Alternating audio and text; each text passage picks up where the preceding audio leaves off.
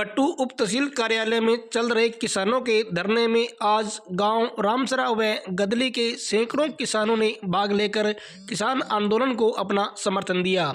देखिए गांव रामसरा व गदली से आए हुए किसानों की यह एक विशेष रिपोर्ट।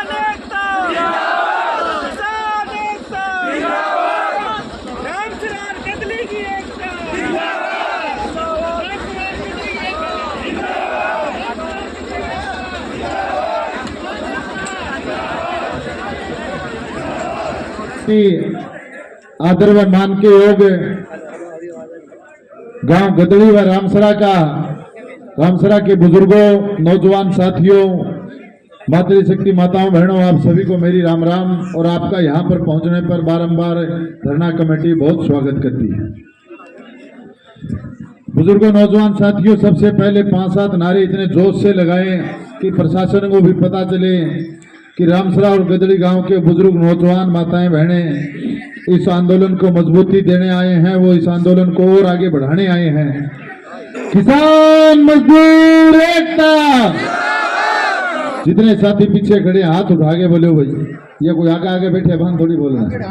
किसान मजदूर एकता, किसान मजदूर एकता। भूमि सुधार आंदोलन, भूमि सुधार आंदोलन, स्वयं की समस्या का समाधान करो।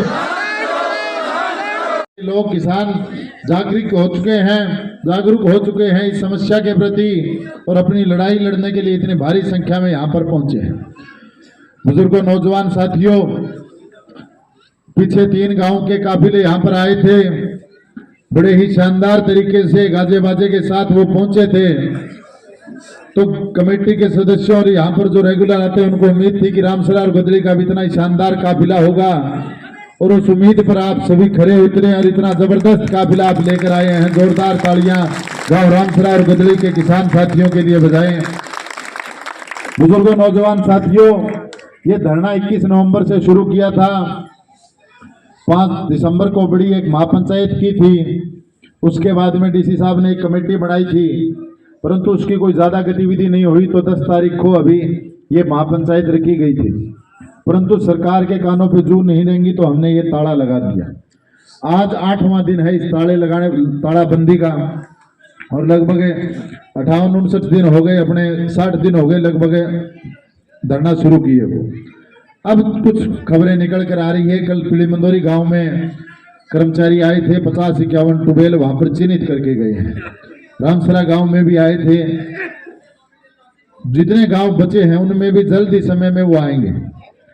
इसका कहने का तात्पर्य ये साथियों, जितनी संख्या में हम यहाँ पर जुटेंगे उतना जल्दी काम होगा, क्योंकि जिस गांव की ड्यूटी लगाई उसमें ज्यादा से ज्यादा लोग पहुंचेंगे तो सरकार को भी ये होगा कि ये तो आगे से आगे आंदोलन बढ़ रहा है। और आप इतनी भारी संख्या में आए हो तो कल 2-4 गाँव में और जाएंगे। 19 तारीख तक हमारा अल्टीमेटम दिया हुआ है। 7 दिनों का सरकार को समय दिया था कि सभी गांव के नक्शे और एस्टीमेट बना के लाओ, तभी कोई आगे बातचीत करेंगे, अन्यथा 20 को एक बड़ी महापंचायत करेंगे, उसमें कोई फैसला लेंगे और बड़ा काम करेंगे।